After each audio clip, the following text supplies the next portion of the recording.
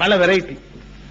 என்ன செய்வாங்கன்னு கேட்டா, ஒரு கால்நடைய நல்ல கற்பமா இருக்கும்போது, ஒரு ஆடு, ஒரு மாடு, ஒரு ஒட்டகம், அதான் அங்க கால் நடங்குது.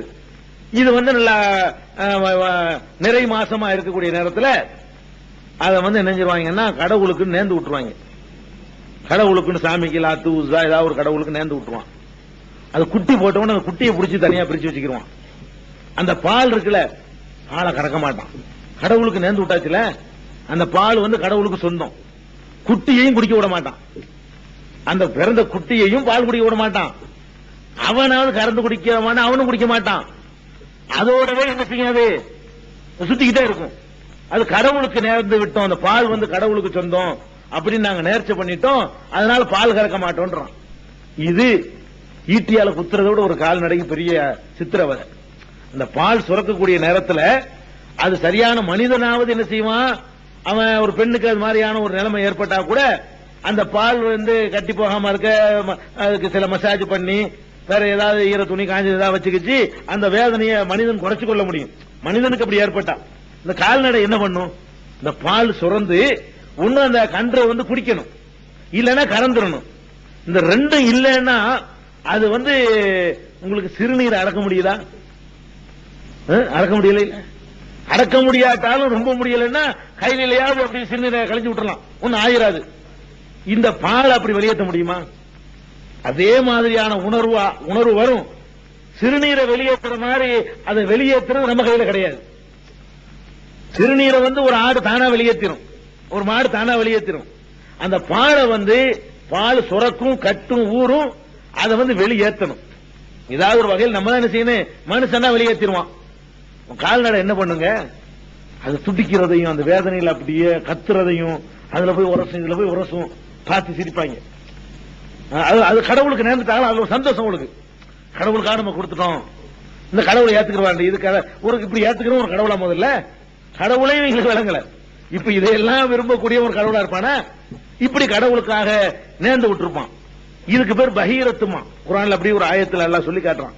சூரத்துல் மாயிதாவுல 103வது வசனத்துல இன்னொன்னு, இந்த இது பொம்பளைக்கு உள்ளது. பெண்ணுடைய கால்நடைகள் இருக்கிற பெட்டைகள், ஆடு மாடு இது மாதிரி உள்ளது. காலை இடத்துல அதையும் நேர்ந்து விட்டுருவான். அதை என்ன செய்வான்னு கேட்டா ரெண்டு விதமா நேர்ந்துடுறது. இங்கே அது இங்கேயும் இருக்குது. நேர்றதா இருந்தா நேர்ச்சி மார்க்கத்தில் உண்டு கடவுளுக்காக வேண்டி.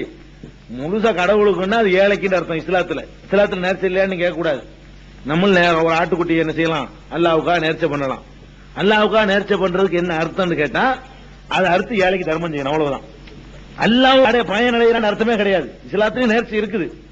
இஸ்லாத்துல அல்லாஹ்வுக்காக நேர்ச்சி என்று சொல்லப்படுவது பூரா யாருக்கு சேரும், ஏழைக்கு தான் சேரும். ஒரு மாடை நீங்களே நியத்து பண்றீங்க, அல்லாஹ் எனக்கு இந்த மாதிரி வயிற்று வலி குணமாயிடுச்சுன்னா இந்த மாட்டை அறுத்து உனக்காக நான் தர்மம் செய்யறேன், உனக்காக நான் செய்யறேன்னு முடிவு பண்ணிட்டீங்க. இந்த மாட்டை கொண்டு பள்ளிவாசல் கொண்டு கட்டிட்டு போய் முடியாது.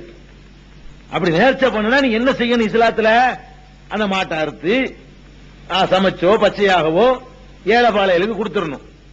ஏழைக்கு கொடுக்கறது அல்லாஹ்வுக்கு கொடுக்கிறது. இஸ்லாத்துல நபி ஸல்லல்லாஹு அலைஹி வஸல்லம் கொண்டு வந்த மார்க்கத்துல கடவுளுக்கு கொடுக்கிறது ஒண்ணு கிடையாது. இவங்க என்ன செய்வாங்க தெரியுமா, காளமாட்டை பிடிச்சி கடவுளுக்குன்றுவாங்க. கடவுளுக்குன்னு அறுத்து அந்த கரிய ஏழைகளுக்கு கொடுப்பாங்கன்னு கொடுக்க மாட்டாங்க. கடவுளுக்குன்னு ஒரு காளமாட்டை நேர்ந்து விட்டுட்டா அது ஊரு பூரா மேயும், யாரும் தொடக்கூடாது, அது மேல ஏறக்கூடாது. ஒருத்தனை குத்தி சாவடிச்சாலும் அதுக்கு ஒண்ணும் பேசக்கூடாது. கடவுளுடைய மாடு, ஒரு மாடு இருக்கு, ரொம்ப நல்லா தீட்டி வளர்த்து விட்டுருவாங்க. அது அது கடவுளுக்கு சொந்தம்னு அதுக்கு ஒரு அடையாளம் போட்டு விட்டுருவாங்க. இந்த மாடு என்ன செய்யலாம், இப்ப வரும், நம்ம அடிக்க கூடாது, வாட்டு போயிட்டே இருக்கணும். இதுக்குள்ள ஏறி தீவியை தள்ளி விடும், நம்ம ஒதுங்கிக்கிறணும். இல்ல அந்த தீவி அந்த காலத்துல எதுவும் கேட்கக்கூடாது, புரிஞ்சுக்கிறதுக்காக சொல்றேன். அந்த மாடு தள்ளி விட்டா என்ன செய்யணும், ஒதுங்கிக்கிறணும். அப்படி போகும்போது ஒரு சின்ன பையில ஒரு சிலிப்பு தள்ளி தூக்கி எஞ்சிரும். கடவுள் மாடுல ஒண்ணும் செய்யக்கூடாது. அப்ப அதன் மீது எந்த சுமையும் ஏற்றக்கூடாது. அது யார் வீட்டு வயல்லையும் போய் மேயும், வயல்ல போய் அறுவடை செய்ய. வயல் இந்த காலத்துல கிடையாது, அந்த காலத்துல யார் வீட்டுல வேணாலும் எதையும் திண்டு வந்துடலாம். வீட்டுக்குள்ள நுழையும், கடவுள் மாடு திங்கின்னு கை கட்டி பார்த்துட்டு இருக்க வேண்டியதான், திண்டு விரட்டி விட வேண்டியதான். இப்படி ஒரு மாட்டை பிடிச்சி அறுத்து ஏழைக்கு கொடுத்துட்டா அது ஒரு விஷயம். இப்படி ஒரு நேர்ச்சை பண்ணி வச்சிருந்தானோ இதுக்கு பேர் வசி சாயிபத்துன்னு பேரு. இன்னொன்னு பாருங்க, மனுஷனுக்கு மாதிரியே இந்த ஆடு மாடுக்கு ஒரு அளவுகள் வச்சிருந்தாங்க. எந்த ஆடாவது, எந்த மாடாவது, எந்த ஒட்டகமாவது முதலாவது குட்டியையும் பெண் குட்டியா போட்டு பெட்டையா போட்டுட்டு ரெண்டாவது குட்டியை அப்படி போடுமையானால் அது கடவுளுக்கு. 2 பெட்டை போட்டுருச்சுல, அதை நம்ம வச்சுக்கிற கூடாது அப்படின்னு சொல்லிட்டு அது மாதிரி உள்ளதை என்ன பண்ணிடுவாங்க, அது வேற. அதாவது ஆண் மிருகங்களை சவாரிக்கு செய்யாம அவுத்து விட்டுருவாங்க. பெண் மிருகங்களை கடவுளுக்கு நேர்ச்சை பண்ணா அந்த பாலை கறக்காமல் குட்டிக்கும் கொடுக்காம வெளியே விட்டுருவாங்க. இது போக இந்த குழந்தை பெற்ற பிரசவிக்குதுல, கன்று போடுதுல, அந்த மாதிரி பிராணிகள் என்ன பண்ணுவாங்கன்னா தொடர்ந்து 2 குட்டி போட்டுச்சுன்னா அது வெளியே விட்டுருவாங்க. சோறு கொடுக்கறது இல்ல, அதை கவனிக்கிறது இல்ல, அது கடவுளுடையது, எங்க வேணாலும் போகலாம், யார் வீட்டுக்கு வேணாலும் வரலாம், சோத்துக்கு இல்லாம செத்தாலும் பத்தி கண்டுக்கிற மாட்டாங்க. அந்த மாதிரியாக ஒரு மூட நம்பிக்கை வச்சிருந்தாங்க. இன்னொன்னு என்ன பண்ணிட்டு இருந்தாங்கன்னு கேட்டா, இது உட்கார்ந்து எண்ணிட்டு இருக்காங்க பாருங்க. ஒரு ஒட்டகம் இருக்குன்னு வைங்களேன், ஒரு காளை மாடு இருக்கு. இது என்ன செய்வாங்களாம், இந்த காளை மாடை கடவுளுக்கு நான் கொடுக்க போறேன். எப்ப கொடுப்பேன் தெரியுமா, 100 தடவை இந்த காளை மாடு 100 பசுமாட்டோட சேர்ந்துடணும். 100 தடவை, 101வது தடவை சேர்ந்தா நான் கொடுத்துருவேன் ஒரு கணக்கு வச்சுக்கிறாங்க. 100 50 உண்டு. இந்த காளை மாட்டுக்கு முன்னாடி சுத்திட்டு இருப்பாங்க. அப்பதான் என்ன முடியும், இந்த மாடு எத்தனை தடவை அது குடும்பத்துக்கு ஈடுபட்டு இருக்குது இப்படின்னு சொல்லி 100 தடவை 50 தடவைன்னு சொல்லி கணக்கு வச்சிருப்பாங்களாம். அவன் சக்தி தகுந்த மாதிரி அவன் நேர்ச்சி இப்படித்தான் பண்ணுவாங்களாம். 100 மாட்டோட இது போயிடுச்சுன்னா இதை நான் விட்டுருவேன். இன்னொருத்தன் என்ன செய்யறது, 200 மாட்டோட போனாலும் நான் விட்டுருவேன். இன்னொன்னு 50, அவன் சக்திக்கு தகுந்த மாதிரி. இதுக்காக வேண்டிய மாட்டுக்கு முன்னாடி சுத்துவாங்களாம்.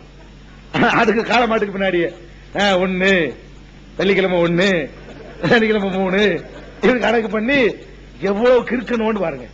இது எதுக்கு சிரிக்கிறது சொல்லல, எப்படிப்பட்ட ஒரு காட்டு மிராண்டிகள் மத்தியில நபிகள் நாயகம் ஸல்லல்லாஹு அலைஹி வஸல்லம் பிறக்க. அது சொல்றான்ல, மா ஜஅலல்லாஹு சூரத்துல் மாயிதாவுல 103வது வசனத்துல அல்லாஹ் சொல்றான், மா ஜஅலல்லாஹு மின் பஹீரத்தின், பஹீரத்து என்று ஒரு வகையை அல்லாஹ் ஆக்கவில்லை. இந்த பஹீரத்து தான் அந்த பால் கறக்காமல் விடுறது. பஹீரத்துக்கு அர்த்தம் செய்ய முடியாது, விளக்கம் தான் சொல்ல முடியும். பஹீரத்துனா குட்டி போட்ட மிருகத்தை பால் கறக்காமலும் அந்த குட்டிக்கு பால் கொடுக்காமலும் விட்டுறது. பஹீரத்துன்னு அல்லாஹ் ஒன்னை ஏற்படுத்தவில்லை. ஒலா சாயிபத்தின், சாயிபத்துனா அந்த காளமாட்டை நேர்ந்து விட்டுறது. காளமாடு கிடாயி எல்லாமே எந்த சுமை ஏத்துறது இல்ல, அப்படி ஒன்னையும் அல்லாஹ் படைக்கவில்லை. ஒலா வசீலத்தின், வசீலானா தொடர்ந்து 2 பெண்குட்டியை போடுறது. அப்படிப்பட்ட ஒரு மிருகத்தையும் அப்படி ஒரு கலாச்சாரத்தையும் அல்லாஹ் ஏற்படுத்தவில்லை. ஒலா ஹாமின், ஹாமுன்னா அந்த குட்டி கொடுக்கிறது, அது புரிஞ்சுக்கிறீங்களேன்.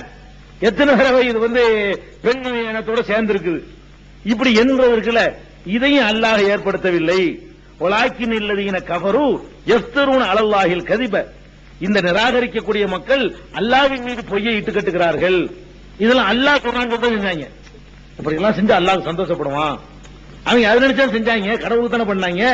அப்ப கடவுளின் பெயரால் இவங்க இட்டு கட்டுறாங்கன்னு சொல்லி சூரத்துல் மாயிதாவுல அல்லாஹ் இதை கண்டிக்கிறான். அப்ப இப்படி ஒரு கிறுக்குத்தனமான பழக்கமும் அந்த மக்கள்கிட்ட இருந்துச்சு. அதே மாதிரி இன்னொன்னு என்ன செய்வாங்க தெரியுமா, இத பாருங்க வேடிக்கைய, நம்மள்ட்ட இருக்குது அது மாதிரி கொஞ்சம் லேசா, அவங்க அளவுக்கு இல்லாட்டாலும் இந்த நவீன காலத்திலும் இருக்குது. நம்ம வீட்டில் வகையான சாப்பாடு சமைக்கிறாங்கன்னு வைங்களேன், கறி மீன் முட்டை பொரிச்சது மாதிரி வைக்கிறாங்கன்னு வைங்களேன். இதை நம்ம என்ன செய்வோம் தெரியுமா, எல்லாத்தையும் நம்ம ஆம்பளை மேய்ஞ்சிருவோம், பொம்பளைகளுக்கு வைக்க மாட்டோம். பெரும்பாலான ஊடுகள்ல அவ்வளவு நாம மாப்பிள்ளார சாப்பிடறாங்க, அவ்வளவு சந்தோஷம். அதான் நமக்கு மார்க்கத்தில் என்ன இருக்குது, அன்சுத்தை மகா இதா தாய்த்த, நீ உண்ணும் போது அவளுக்கு உண்ண கொடுக்கணும், சேர்ந்து உண்ணணும், அவளுக்கு வயிறு இருக்குன்னு நினைக்கணும். இப்படி எல்லாம் மார்க்க இஸ்லாம் சொல்லி தந்திருக்குது. இன்றைக்கு கூட நம்ம அதை பேண்ற மாதிரி தெரியல, எல்லாத்தையும் போட்டு இருக்கான்னு கேட்க மாட்டான், வைக்கிறலாம் மேய்ஞ்சிட்டு வேற ஏதாவது இருக்காங்க, அப்ப வெறிஞ்சிட்டு தான் இருக்காங்க. அப்படிப்பட்ட பாக்குறோம். இவங்க என்ன பண்ணுவாங்களாம், அந்த மிருகங்கள்ல உள்ள கால்நடைகள் இருக்குல்ல, உள்ளுக்குள்ள பார்ட்ஸ் இருக்குல்ல, அதாவது கிட்னி, குடல், ஈரல், நுரையீரல், கல்லீரல், இதுகளெல்லாம் ஆண்களுக்கு ஹலால், பெண்களுக்கு ஹராமு. அல்லாஹ் சொல்றான். அப்படி அவங்க சொல்லிட்டு இருந்தாங்களாம், திங்கிறதுக்காக வேண்டி இந்த வெளி வெரைட்டி வேணா 2 வருஷம் இருக்க